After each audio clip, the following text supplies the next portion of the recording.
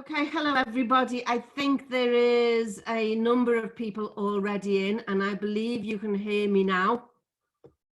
So whilst everybody isn't in, I think according to my schedule I ought to start. So I'm going to, and people can join us as they come along. Can I say welcome to this first IER Zoom event? My name is Carolyn Jones. I'm the director of the Institute of Employment Rights. We only have an hour, which is why I don't want to waste any time. So it'll be a short event, but very well informed, and I hope you'll agree, well timed for this subject matter. We have over 100 people registered for the event, so I think it might take some time to get them all in. I hope some of you know about us. If you don't, then check out our website. There'll be details at the end on how to do that. It's full of amazing materials, and there is a special hub page devoted to COVID-19. So have a look on, search through, get all the papers. Most of it is free, so enjoy searching. For those of you who don't know the Institute, I'll give you a quick summary. We are a network of academics, lawyers, and trade unionists. We produce publications, we run events and conferences, and we develop policy ideas. Most of the affiliated trade unions are part of our network, and all of the best academics and employment rights lawyers are part of our team. In recent years, our work has focused on one main topic, and that has been to develop policy ideas to change the world of work. Our main publication was called a Manifesto for Labour Law. That engaged 26 of our experts who developed 25 policy proposals to radically transform the world of work. And at the heart of those proposals, we proposed a Ministry of Labour and sectoral collective bargaining. I won't go into the details, it's all on our website, but I would say how different the world would be had those proposals been put in place. If we had central planning, if we had a government department that was built around the needs of industry, the needs of sectors, the needs of workers, then we would be in a far better place now. We would have central planning, we would have coordinated negotiations across workers. So you'd have transport workers, you'd have care workers, you'd have hospital workers explaining to an internal government department what was needed to make sure that their services and their profession worked adequately and efficiently during this pandemic. It's a shame, but we will carry on pushing for those proposals. One of the topics within our Manifesto for Labour Law was on health and safety. And for that, we had a group of 5 experts who volunteered their knowledge and their time to draft our policy proposals. And my second shout out is for our latest publication, which is on international health and safety standards after Brexit. And that was by David, who's with us tonight, Dave Whyte, Andrew Moretta, and with a preface in by Rory O'Neill. It's because we both had our Weetabix, you think it was called after Brexit. Ah, well, you see, I'll get the names right of our speakers and of our booklets by the time the event is finished. So onto our panel tonight. We have a very good panel. The topic, as you know, is health and safety at work, building, not burning health and safety regulations. That, of course, refers to Boris Johnson's promise to have a post-Brexit bonfire of regulations. He promised that on the basis that, or on the myth that the UK struggles under too much health and safety regulation, and that our rules and regulations provide the best safety throughout Europe, and that poor businesses are struggling under unnecessary red tape that puts a burden on business. Those myths will be challenged by our speakers tonight, and of course they need to be challenged. Because if not, if we don't get rid of those myths and change the narrative, then the result will be a series of trade agreements with countries like America, based on even more deregulated rules, rising from the ashes of the government's bonfire of health and safety regulations, and that's what needs to be avoided. So change must come, and unfortunate and disastrous though the circumstances are, COVID-19 provides a possibility, an opportunity to demand a different world of work. It's true that people are angry, and rightly so. Worst death rate in Europe, second worst death rate from around the world. The government's back to work guidance at the weekend was full of holes and uncertainties. It seems to me that the UK government was too late to shut us down and are now too early in their proposals to unlock us. So I think what we want out of this is we need two things. We need to hold the government to account for their failure to plan, purchase and protect working people in this country. And we need to develop our own vision of the future world of work and see where we go. Now, we have got more people in. I wanted to raise a few technical issues before I bring in our first chair. All the microphones are off, and videos, if you switch your video off, if you're not a speaker, it will also help save the bandwidth, although we don't seem to be having any problem at the moment.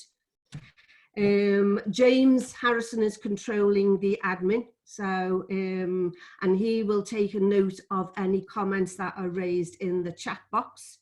The event is being recorded, so bits of it will be on our YouTube channel and other social media as appropriate. Feel free to introduce yourself on the chat and raise any comments or questions that you want raising with the speakers. So, on to our panel of speakers. Our first to speak is Janet Newsham. Janet is the chair of the Hazards Campaign. She also coordinates the Greater Manchester Hazards Centre. She's a great campaigner alongside her buddy and mine, Hilda Palmer, and she's been a personal good friend of mine going back many years. So, Janet, I read recently on Facebook your 16 great why questions that you posed to the government. I don't know whether you want to talk us through them or to tell us about the health and safety priorities of hazards and your campaign. Yes, thanks very much for inviting me to speak. So, you know, I'm going to go through some of the things that we've got in our priorities and from the manifesto. But I think I start from April the 28th. So this year on Workers' Memorial Day, we also, on top of the 51,000 workers that the annual death toll of workers who are killed at work, we remembered the hundreds of workers who have died because of the work-related exposure to the COVID-19. And for the first time since International Workers' Memorial Day was brought to this country in 1992 by hazards campaigner Tommy Hart, the government stood in a 1-minute silence at 11 o'clock as they remembered those killed by the virus. But it sticks in my craw to think that a government, through its mismanagement and inaction, and it could be argued to be directly responsible for the deaths of most of those COVID-19 workers, could so hypocritically and blatantly try to claim that they had any empathy or concern for those that died. Based on the numbers being talked about this week, as you said, we're likely to see more than 50,000 deaths in the UK alone. And although we're trying to keep a record of some of the names of the workers who've died, we know that it's well over 250 now. And we will unlikely know the true numbers of those that have died. And that's because the government didn't test, they didn't track, they didn't isolate when they should have. The government didn't provide PPE in the numbers needed or the workers that needed it at the highest standards that were needed to protect workers. This government's lied, it's misled, it's misrepresented the facts, broken promises. It's not trustworthy, and theirs is not an incompetent government, but I believe a government that does not and never did want to protect workers or even the general public from the harm at the expense of keeping neoliberal policies and economics alive. But it's nothing new. Health and safety law developed over decades. It was fought for by the collective action of workers in order to ensure that workers' lives weren't put at risk by workplaces whose priority was those profiteering out of the backs of workers' lives. And no one should die because of work. The vast majority of deaths are foreseeable and preventable. When Ben Edge fell off a roof he was repairing after being sent up in wet and windy conditions without safety equipment, his death was preventable. Or when 16-year-old Cameron Minsell was killed wearing 3 layers of clothes to keep him warm, and he got tangled up in the lathe he was using that had the guard disconnected by his employer. That was preventable.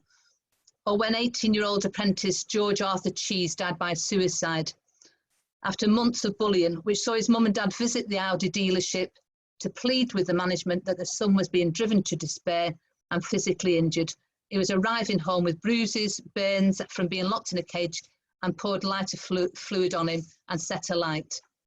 These were just as preventable and foreseeable as the deaths of care and health workers, transport workers and others who are not protected by good health and safety precautions or given PPE to preventative standard, for many not given any at all. But before this pandemic, there were few of us shouting about the demonisation of health and safety, certainly not this government or its ministers or business friends. When Grenfell Tower fire was being damped down, as most of us sat there terrified and traumatised by the images, a committee of red tape initiative was meeting to look at cutting health and safety regulations in buildings.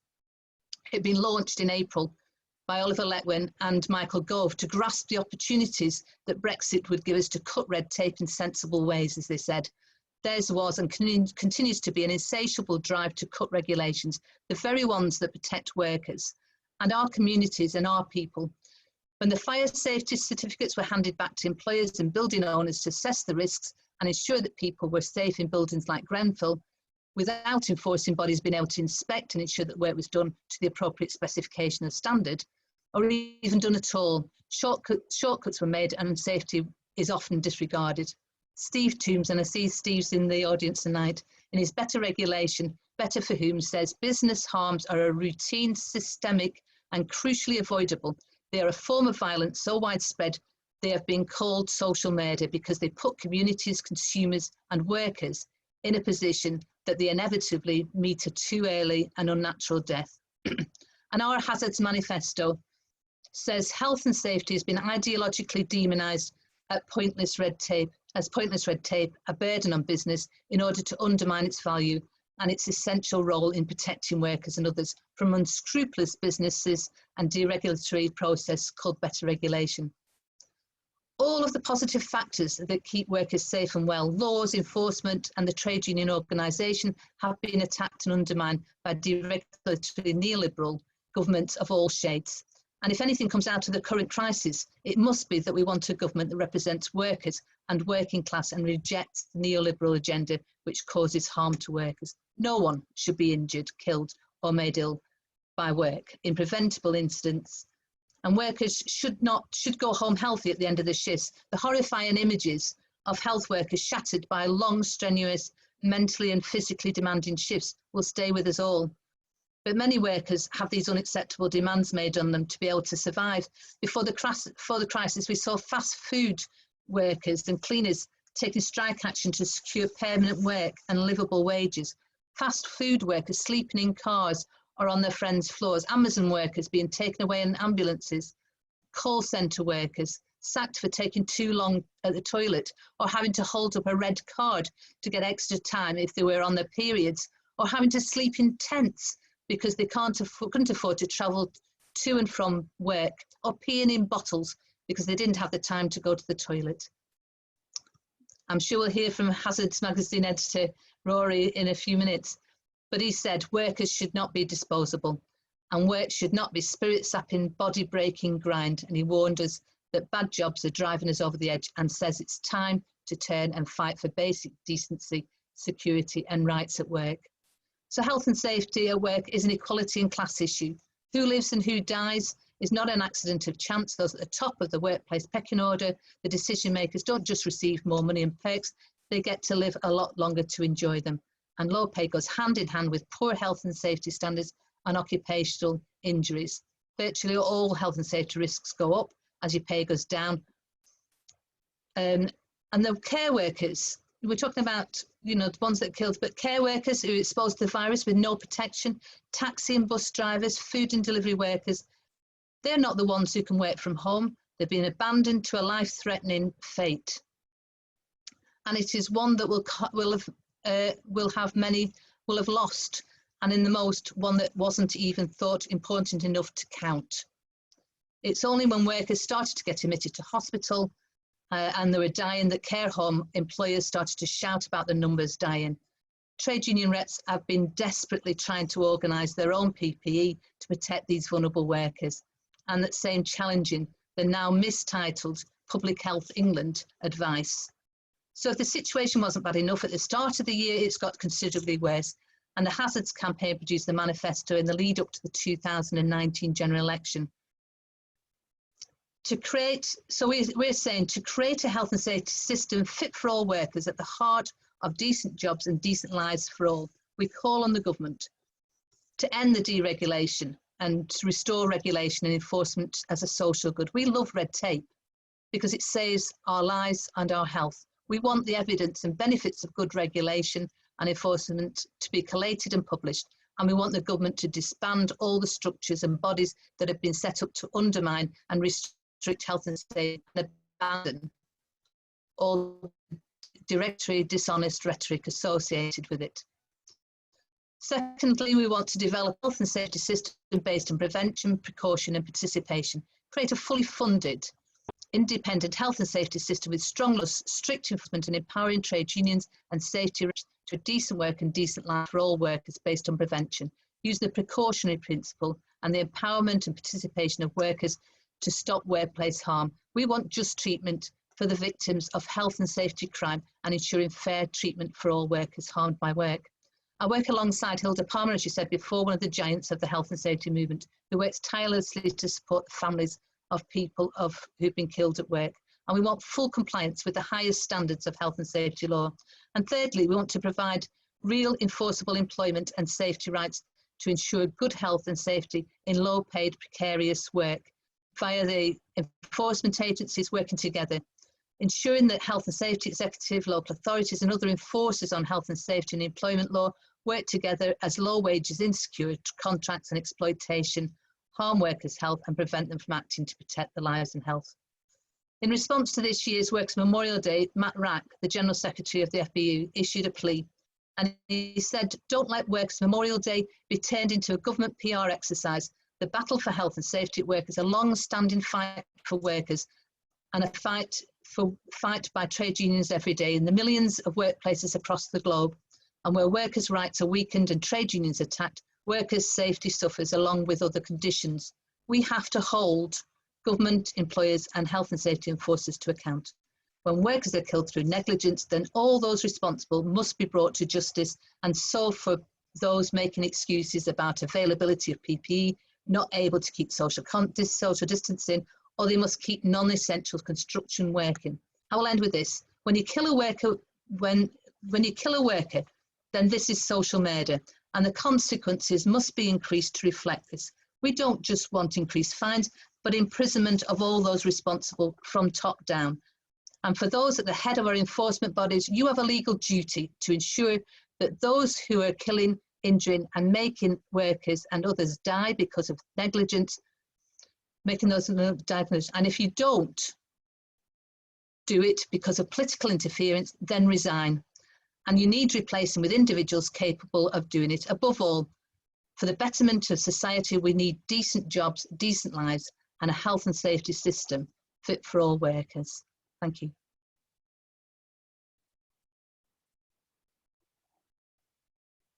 Well done, Janet. Thank you very much for that introduction. That was a blast. And thank you for explaining and highlighting the work that Hazards are doing in their manifesto. As I say, we will put a link to your manifesto at the end of our material so that people can see it. You're quite right, there are problems. There's problems with government, there's problem with HSE.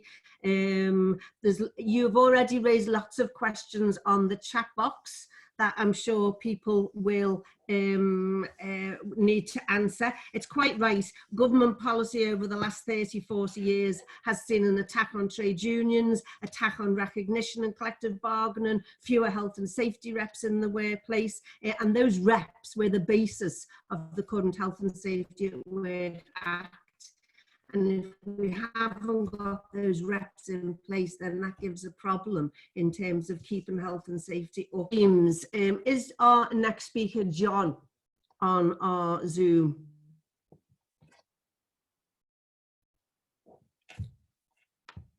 Unfortunately not, no, Kirby hasn't joined us, I'm afraid.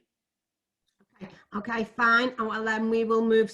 John is a Unite official. He has been working on the buses in his original job. He now negotiates for transport workers in the London region. I don't know whether he will get to join us later, but we do like to have a balance between academics, lawyers, campaigners, and workers. So that was John's role. But we'll move swiftly on. Our next speaker is Rory O'Neill. I'm very pleased that Rory could at the last minute shift a previous engagement to be here with us tonight. I'm sure lots of you will know him. He is editor of Hazards magazine. He does a lot of work keeping the TUC's safety bulletin up and running. He's also occupational health and safety advisor to the International Trade Union Confederation. And as I said at the beginning, he wrote a perfect preface to our new publication, International Health and Safety Standards After Brexit. Again, both of which are on our website. So Rory, if I could ask you, how does the UK's response to COVID-19 compare to other countries, and what can unions here learn about learn from what trade unions are doing around the world? That's good. Thanks for inviting me to this. I'm honoured to be part of this process. Just filling in for 1 second for John, who wasn't there to talk from the grassroots. The International Trade Union Federation this week launched a Charter of Workers' Rights on COVID-19. That's a global union, as you know, for transport workers, and did a brilliant video to accompany it, which is available on their website. And its brilliance is because they just asked a series of workers from around the world to give their comments on negotiating better improvements and needs on COVID-19. And they said succinctly, everything I wish I could say today, and I will try and replicate their knowledge and wisdom from the grassroots. But you should, if you get an opportunity, go and have a look at that, because it's a fabulous piece of video. And all that's there are grassroots workers, including Taj from Unite, who from his accent, I think must come from pretty close to me, somewhere around Bradford. And it's a marvellous example of trade unions recognising the value of the grassroots. In fact, our movement is the grassroots. So in response to the question, it depends who you're talking about. Has Britain done better, worse? The UK done better, worse than anywhere else? In union terms, I think it stands up pretty well. In governmental terms, it's obviously bottom of the league table, as evidenced by the statistics. But what has been evidenced by this crisis is how well unions are capable of responding to the need that was demonstrated. And part of that was because everything that needed to be done was our agenda anyway. This may have been an unprecedented disaster, but it wasn't an unpredicted disaster. We had predicted it. And I'll give you an example of a recent reiteration of that prediction. I was at the ILO Standards Review Mechanism meetings in 2017 and 2018. It's a process by which the International Labour Organization looks at how well its conventions, its global laws on health and safety and employment rights are working. And in 2017 and 18, it was health and safety laws that were looked at. The unions pointed out at the outset that the absence of a biological agents directive convention was a travesty, and that we said there should be one introduced as a matter of urgency. Unfortunately, as with the rest of the world, there was a bonfire of regulations going on in the ILO at that time. And the prevailing mood was for simplification, including for some relatively sympathetic governments. They wanted simplification, not new regulations. And so we battered at the door. We cited other coronaviruses, we cited MERS, we cited SARS and other emerging problems like multiple antibiotic resistance to say that this has to happen. So we got biological agents on the directive, but pretty much down the list behind simplification of existing standards that already were there providing a decent function. They wanted to simplify the stuff that works and push down the list the stuff that didn't even exist yet. So that's the sort of headache we're facing at the international level. But for us as a trade union movement, in my role with the ITUC, where I do a lot of the negotiations on health and safety, the pandemic isn't a new sort of problem, because for us, capitalism's a pandemic. It's a problem that's infected the entire world, and we need global solutions, which is why we've been arguing from the outset for the ILO Convention 155, which is a very good justification in Dave and Andrew's book for IER about why we need these global rules, because capitalism exists internationally. It will shift its toxic production from country to country to go to the most laissez-faire, anti-worker environments it can to cut its costs. It will ship around its toxic hazards from place to place, because there'll be places where people are in a less ability to respond. So everything we argued for was in place to deal with a pandemic, because we know that in any system, every hazard is global and every solution is global. And for us, that's an organizing solution. So as trade unions, we're in quite a good position to respond to a particular problem. Part of our agenda has been to get the issue of occupational health and safety to be recognised as a fundamental right under ILO's system of fundamental rights at work. And that would put it alongside the right to organise, the right to collective bargaining, prevention of forced labour, prevention of child labour. And this was something we've got on the agenda for ILO at the abandoned March meeting of its governing body. And we've had a lot of successes. You know, we've got asbestos conventions against resistance, chemicals conventions against resistance. Last year, we got the violence convention against resistance, which was a massive breakthrough, particularly with its focus not just on work violence, but on domestic violence related to work. So that was quite important.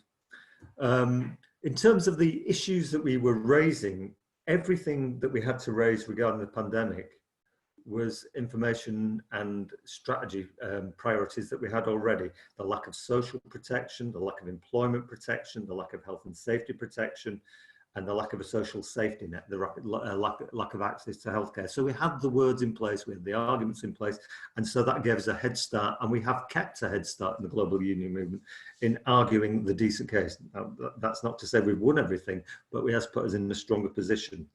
You know, we call for economic stimulus to ensure that we could save jobs and lives. We call for paid sick leave for all workers, regardless of their employment status. We call for income support and employment protection. And we call for occupational health and safety as a fundamental right. Now, at the start of this pandemic, nobody would have said that we'd have won those anywhere. Yet suddenly we started cascading them around the world because there was organisation and there was a knowledge base to base our arguments upon this. The one major problem we've had is that the organisations we expected to step up and advocate for this, other than the trade unions, have gone missing in action. The International Labour Organization stepped back and said next to nothing, apart from the fact this is going to mean a lot of job losses. Instead, it deferred to the World Health Organization. The Health and Safety Executive stepped back and deferred to the government and the Public Health Agency, PHE. And why did it do that? Because the ILO is tripartite. The Health and Safety Executive is tripartite. They're organisations that are answerable to the working class through the trade union movement having a voice in it. Business has a voice in it. Government has a voice in it.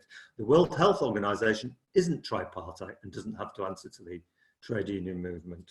The public health authorities aren't tripartite and don't have to answer to us. Instead, what we got was a situation whereby the organisations that knew how to deal with an issue at work, and this is primarily an issue affecting workers that spills over and affects the wider community, because you can't get your hospital treatment unless you have workers treating you, your doctor to treat you, your nurse, your cleaner to keep it clean, your refuge workers to clean up the mess afterwards, all this sort of thing. There's a workplace issue at the core of every aspect of the pandemic, but suddenly that was pushed into the background and it became a public health issue with no accountability to workers and trade unions. We've complained about the Health and Safety Executive going beyond sitting in a back seat. It's actually thrown away its role. It's argued, or it's advising the government, it's on the SAGE committee, on a process that's going through and introducing a health and safety law light for coronavirus, where this employers should consider, we won't have binding guidance, but employers should think about doing this, should think about PPE, if there's any such thing available. We've got HSE forgetting that it put out a report in 2008 saying that the FFP3 better standard respirators were the only respirators that worked in healthcare settings and things like that, where you'd be exposed to a communicable virus. It didn't say that when PHE was putting forward guidance saying you should forget about that, purely on the basis because those weren't available. So HSE has not just gone missing, it's abrogated its responsibility and it's done damaging work in the UK. So that's criminal and should be investigated. Basically, the system now is we've got agencies that are pretending, acting as though they're health oriented, that are reflecting the wishes of the government, like on PPE. People shouldn't wear masks because masks aren't available. That's what they're really saying when they say you shouldn't wear masks and they're not functional. People shouldn't wear the most efficient masks because they're not necessary. What they're really saying is they shouldn't wear the most efficient masks because we've not made them available. We didn't have the stocks of them. We didn't make sure. We ignored the warnings about having a war chest of gear for a pandemic when it came around. So that's the sort of thing. So now we have three big messages going forward that started out as big asks and have turned into things we're winning all over. Recognition of COVID as an occupational disease, reporting of COVID as an occupational disease and compensation for those affected, and occupational health and safety as a fundamental. These are the strings of our campaign going forward from now. You know, they've already had a lot of recognition. We got a record number of countries sending us information on activities at national and local union level for Workers' Memorial Day this year on 28th of April. That was 90 plus countries. Now getting that information sent to us electronically when we're socially isolated, it's a bit of a boon. You know, on www.28april.org, you can see videos from the Zimbabwe Congress of Trade Unions, from the Nigerian Labour Congress, from union bodies in Latin America, from around the world, all getting active and organised in the most difficult circumstances over this issue and getting vocal about it too. So we've got a movement that's vocal and active, and we should exploit that to get better change. ETUC, the European Trade Union Confederation, has already won an agreement going forward to get COVID-19 recognised under the Biological Agents Directive. But an example of the battle that goes ahead, because none of these things are straightforward, is that whilst the unions are saying that it should be a top-rated class 4, group 4 notation in that law, which says it's a serious hazard that can kill and there's no known cure. The other side of the argument, which I don't actually know is put in that, but there's employers and governments also involved in this process, are saying that it should be a class 3, maintaining that COVID has a cure and a vaccine, which is the single defining feature that says class 3. Well, it has neither of those things, but they don't care about the facts of the truth. They care about the burden on business. Again, it's just illustrated again. So what I would say just in conclusion is that this, like anything else in global capitalism, is a battleground. You know, we have our arguments, we have our tools, we have our organization, and that's where our strength lies. But we do have a focus going forward now because we are winning battles. Unions are recruiting through this problem. They are getting credibility through it by arguing sensible things that have a coherence that people didn't recognize before. Perhaps people who weren't as attuned to the trade union movement as some of our natural allies. So we do have things to go forward for. At the ILO, we've got the argument for a biological agents convention and for occupational health and safety to be recognised as a fundamental right. But we also have the argument that is going to rage now of return to work about the new normal that Cad mentioned. Now, it can be one of two things. It can be a greener, more flexible, more socially aware, more protective system that we would want going forward, or it could be the employers' model that they've shown they're demonstrating for them, the governmental model, which is a deregulated model and which is a model where health and safety is secondary to profit and to the pursuit of laissez-faire economics in a way that damages all in the end. Now, I think we can build and organise now, but we cannot let our foot off the pedal. The challenge for us is to keep the organisation going ahead. Thank you. Brilliant. As ever, thank you very much for that, Rory. Thank you indeed. We will, if you pass on that link to us, we will put the link to the video you mentioned onto the IER website and send that out as part of the follow-up notes to this event. So do let us know. There's lots of questions and comments coming in. I'm not sure that we will get to all of them, but we will try our best. It sounds, Rory, like you've read our manifesto for labour law inside out. It sounded like you've carried some of our ideas already through to your negotiations at an international level, and you're quite right. Trade unions do know, they know, because they are in the front line of whatever job it is they are doing. They know what their industry, their sector, their profession needs the most. And not only are we not taking comments from them, but we have seen all too often during this pandemic that those who do try to raise issues in their workplaces are being denied. So whistleblowers are being threatened with being sacked or action taken against them just for raising the issues of concern that we all need to know about if we're going to deal with this pandemic in a way that is suitable.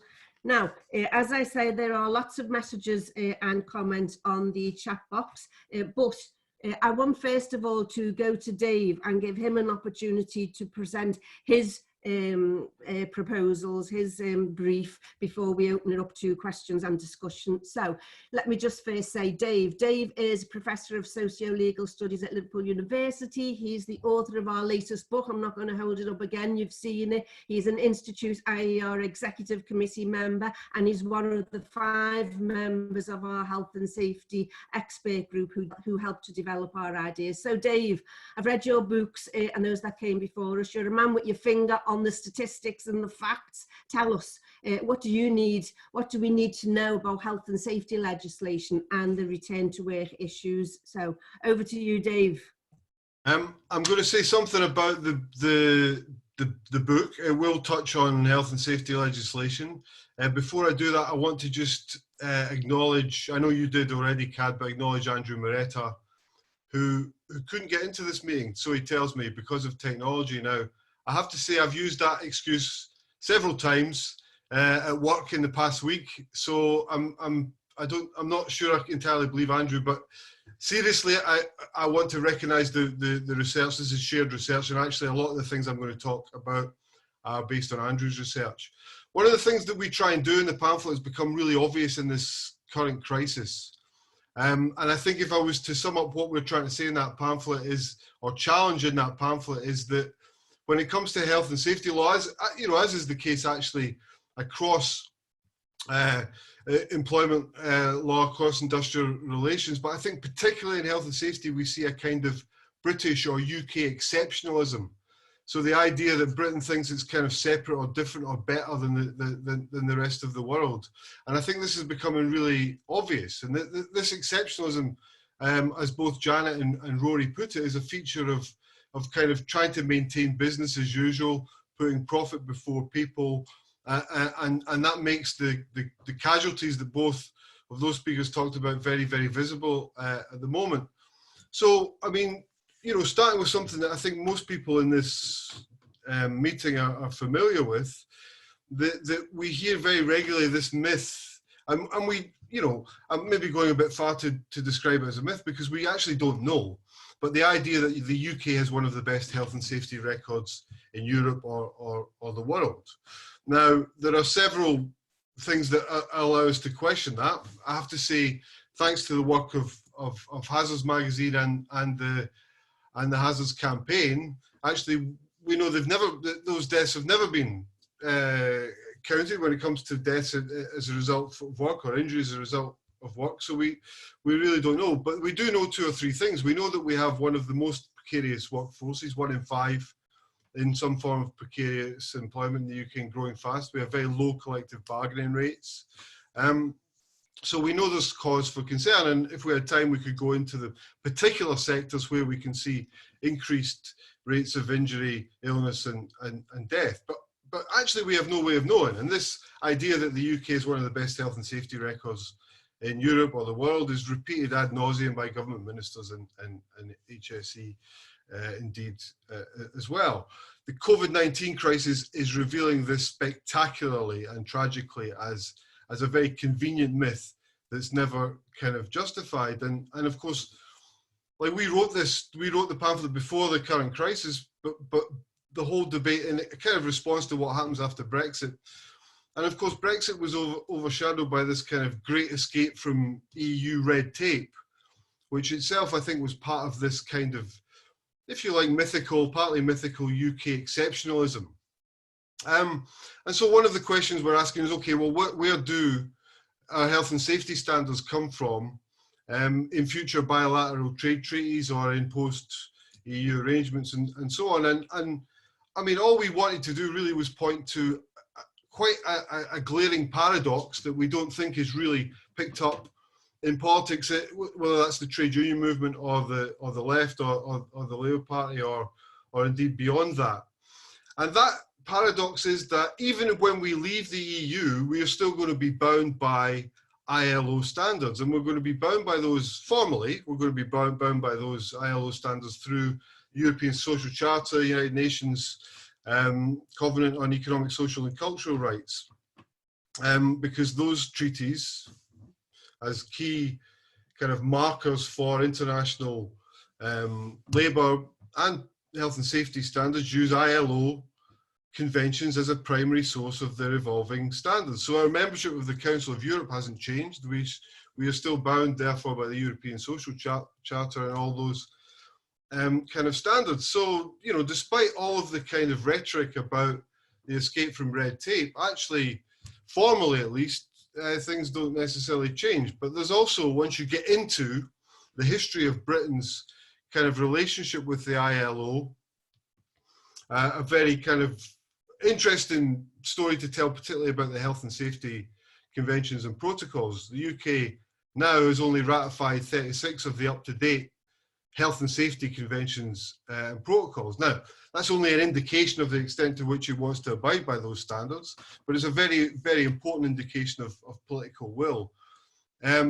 Cheekily, we can put that we put that on par with the other countries that have ratified 6: Cameroon, Comoros Islands, El Salvador, Guyana, Libya, Lithuania, Mauritius, Mozambique, North Macedonia, and Saudi Arabia. Now, that's not to be disrespectful to those nations, but that's another way of thinking about where we lie in terms of the UK exceptionalism I was talking about. Within the EU states, our ratification record is 26 out of 28. In the OECD states, it's 31st out of 37. Now, this is, excuse me, this is partly kind of, you know, partly symbolic politics, but it's partly significant, because if we look at, you know, maybe one of the, if not the most important and kind of comprehensive of those conventions, Convention number 155, which is on occupational safety and health, came into force in 1981, and the Thatcher administration declined to ratify it. One of the points actually at issue was PPE. That's the ILO convention which sets out mandatory standards on PPE and asserts unequivocally that employers have the duty to pay for PPE. Now, that's something we already have in UK law, but part of this story is that not just the Thatcher government, but governments before that had a kind of unstated policy of non-ratification, precisely because they never wanted to be bound by international standards. So it's a deliberate record of non-ratification that kind of points to this UK exceptionalism. And I'm using that phrase partly because I think, importantly, the journalist Fintan O'Toole was describing the British government's response to the current crisis, the COVID crisis, in exactly the same terms, as a kind of British exceptionalism where we saw ourselves as apart from the rest of the world and therefore in some ways more able to take it on the chin And I think, you know, again, people in this meeting will recognise very clearly how that resonated, the take it on the chin, or I was shaking hands with people in a hospital that all had COVID, and we know where that ended up, of course. It was actually part of a kind of macho, quite a kind of macho British nationalist approach to thinking about how we protect ourselves, which chimes very closely to the whole health and safety gone mad discussion. Remember that, actually probably the one phrase that unites Cameron and Johnston from Eton through Oxford to the present day. They've probably been repeating it, the same phrase, for years, because it's politically very convenient to argue that health and safety has gone mad. And indeed, it allows, for example, Johnson, within days of the publication of the first Grenfell report, to start talking about a bonfire of red tape again. In an absolutely kind of stunning, I mean, you can't really kind of get that kind of, it's not a faux pas, is it? That can't describe it. It's some kind of extreme moral indifference to start using that language. That's the whole idea, that based on the idea that health and safety has gone mad, and as both Janet and Rory set out, that red tape is supposedly a bad thing, that protecting workers is supposedly a bad thing. But there's a very important and serious aspect of what's going on in British workplaces right now that I think that we've kind of overlooked a little bit. And there's a very important piece a couple of days ago in the Open Democracy by Caroline Malloy, who was talking about the extent to which Britain has not been closed down. There isn't a lockdown in terms of Britain's workplaces, and it's estimated, or their estimation was, that between a half and a third of all workers have been defined as key or essential workers. And if you go down the list, it's quite incredible, the number of people. And let's put it in kind of in legal terms here, right? In terms of the so-called rules that the government have set out, they actually give autonomy to employers to decide who's essential and who's a key worker and who isn't. The government sets out a list, sets out particular guidelines, but beyond that, it's really up to employers to decide whether they're going to furlough workers, or whether they're going to keep things running, or they're going to reduce, or they're going to define themselves as a workplace where the majority of work can be done from home, and so on. Offices, factories, warehouses. We know construction sites because of the great work that the Shut the Sites campaign has done. Construction sites, call centres. Some of you might have seen Phil Taylor's work in Strathclyde, revealing really harrowing stuff going on in call centres right now. Vulnerable people defined as in vulnerability and in extreme vulnerability, being forced to work in call centres. Transport, we know about the death toll of bus drivers. Cutting across all utilities, communication, financial services, banks, building societies, the whole financial infrastructure, oil, gas, electricity, water sectors. We know postal services, delivery, not to mention all of those precarious groups of precarious workers that I noted. So who's enforcing? Here's a big question. Who's enforcing? Not that there is anything to enforce, but there still is a framework of health and safety law that's not being enforced. And I have to say, we have to be asking if the rules on social distancing in these places, which they clearly are. I mean, read Phil Taylor's report on call centres. It's incredible. There's no social distancing going on. Well, who's enforcing the rules? Who's minimising the risks to workers as far as reasonably practicable in those circumstances? I mean, I don't want to give the HSE a hard time on this, because I don't think it's really the point. But the first thing I thought when the Shut the Sites campaign ramped up was, oh, I read on the 27th of March that the HSE had shut down all proactive inspections. Not that they do very much anyway, but that's another discussion for another time. So if the HSE is not even conducting inspections, and the HSE, of course, is completely overwhelmed with the response to COVID, how can we expect enforcement given the level of resources they have? We just read there was the latest analysis was, in the last 10 years, a loss of a third of frontline inspectors, which was on the back of a cut in the previous decade of a third. So there are huge questions there before we argue for no return to work, which many of us are arguing, that there are huge questions about the workers who are already in employment and need to be protected. And of course, some groups of workers have been taking things into their own hands. Some citing Section 44 of the Employment Act, some not. Some wildcat strikes, some walkouts that many people in this room will have seen in fast food outlets, food packing plants. I think there was a construction site in the north of Ireland with 1,500 workers that walked out early on in all of this. Refuse workers, delivery drivers. But the trade union movement has a job on its hands, and it's dealing with something, I think, that I will come back to as a kind of UK British exceptionalism when it comes to health and safety in the workplace and in the public sphere. So to come back to the argument in the booklet, look, we're not identifying. We don't think that if the UK ratified all of those health and safety conventions, then everything would be rosy in the garden, and we would even have a significant shift in the power balance. But it's clear that even if we were get to that point, we would need a major mobilisation in the trade across the trade union movement and in workplaces.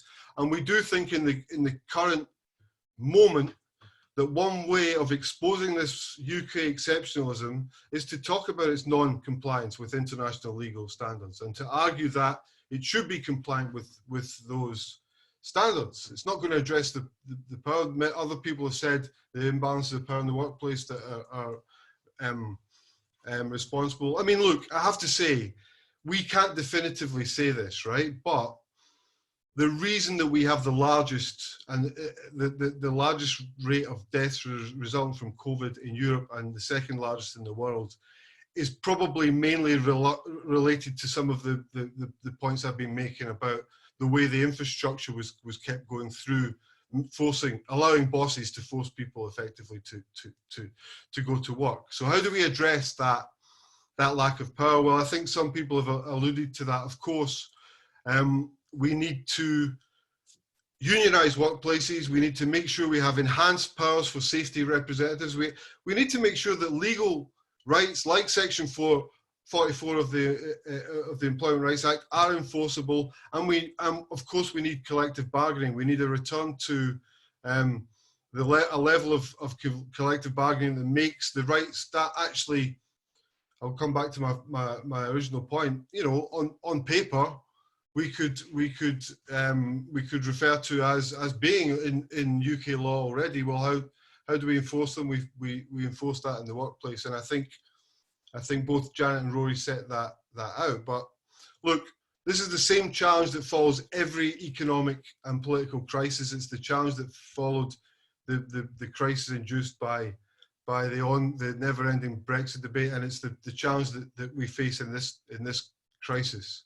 And you know, it's very easy for us to say the solution is more organisation and more ways of workers being able to take things into their own hands, but I think that is the truth of the matter. Finished. Thanks, Dave. Brilliant. And I think you've been keeping your eye on the chat box as well, haven't you? So you've brought in some answers to some of the questions that were raised by people who are listening in. So well done to that. If you didn't manage to get all the details in Dave and our other presentations tonight, then it will all be on our website. I see that Sarah Glenister has been pointing you in that direction in the chat box. We hope to get it all. There's lots there. Dave's and Andrew's book has just been press released. You might not read it in the main media, that's the luck of trade unionists, but you will see it on our website and in various blogs and comments. Phil James, another of our health and safety experts, has just contributed a blog to go up there too. So that gives a background to the pieces of legislation that are in place, though not enforced at the moment. So thanks. Now, it's 8 o'clock and this event was between 7 and 8 o'clock.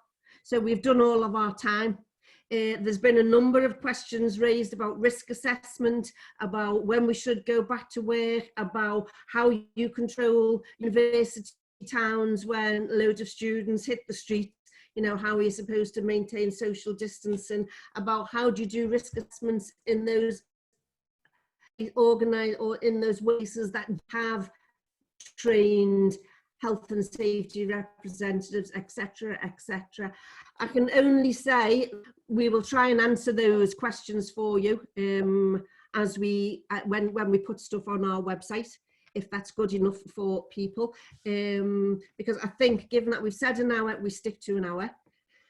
So can I take an opportunity to thank the speakers for their great presentations and thank our audience for joining us, for being the guinea pigs for this first event at the Institute. You might leave comments. Maybe you think an hour is too short.